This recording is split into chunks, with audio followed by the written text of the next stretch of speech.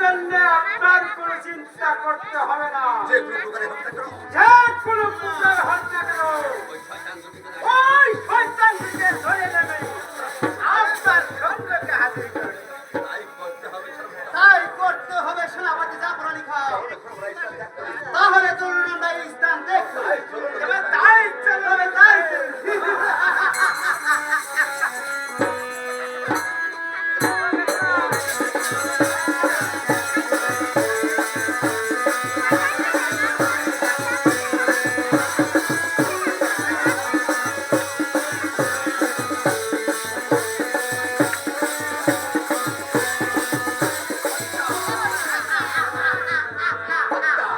হত্যা! নির্মমভাবে হত্যা! ওই শিশুপুত্র কামালকে হত্যা এবং বেগম ফতিমাকে হত্যা। তুমি কোথায় আছো? ওই ঝাড়েনা জঙ্গলে এবং পাহাড়না পর্বতে যেখানে থাকো না কেন, ওখান থেকে ধরে নে, আমি তোমাকে নির্মমভাবে হত্যা করব।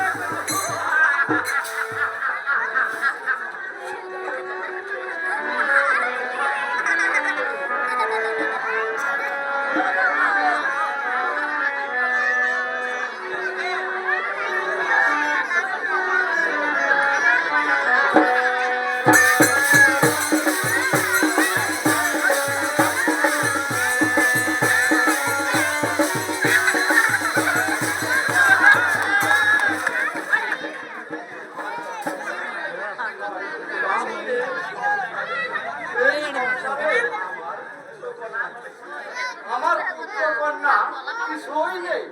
যদি আছে সন্তান থাকতো, আজ যদি আমার একটি সুসন্তান দেখতো, তাহলে কি আমার এই জীবনে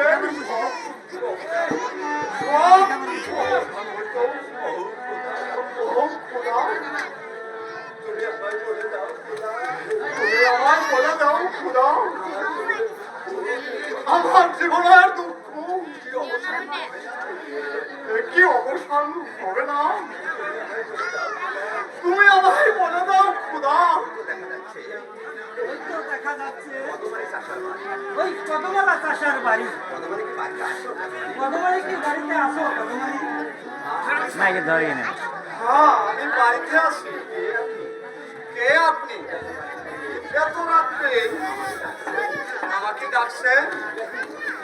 আমি ইব্রাহিম কদমালি। ও ইব্রাহিম, এত রাত্রে এই গরিবের বাড়ি কেন? হ্যালো কদমালি, আমি ওই মুখের ভিতরে শুনতে পেয়েছি ওই মহান খোদা আল্লাহ তোমাকে পুত্র সন্তান দান করেন। তাই আমি তোমাকে একটি সুসন্তান দান করতে এসেছি। একটি বলছে আমাকে আপনি সন্তান দান করবে? এই যে আমার পরম সৌভাগ্য। কদমালি, এই নাও ছেলে, এই ছেলে তোমারই ছেলে।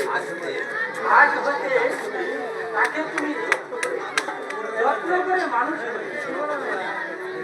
শুনো কদমালি,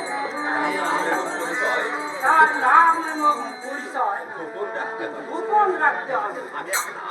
আমি এখন আসছি। দাদা, দাদা গো, এই তুমি কে আমাকে ছেড়ে এই চলে যাবে? দাদা, একে বলছিস ভাই কামাল, এই আমাকে যে যেতেই হবে। এই রূপ লাগানোর বিরুদ্ধে এই আমাকে যে দাঁড়াতেই হবে ভাই। না দাদা, আমি তোমাকে হারাতে পারবো না দাদা। এই বাবাকে হারিয়েছি, এই আজকে মাকেও হারিয়েছি, এই রাজ্য হারিয়েছি। আমি তোমাকে আজ হারাতে পারবো না দাদা।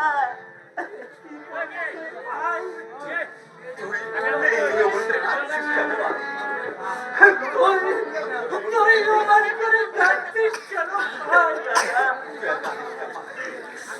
তুই আর কাঁদিস না ভাই। আমি মাঝে সময় এসে ওই আমি মাঝের সময় এসে সাক্ষাৎ করে যাবো। তাদের সঙ্গে সাক্ষাৎ করে যাবো ভাই। না দাদা, আমায় ছেড়ে যেও না দাদা। তুই আমায় ছেড়ে দে না দাদা।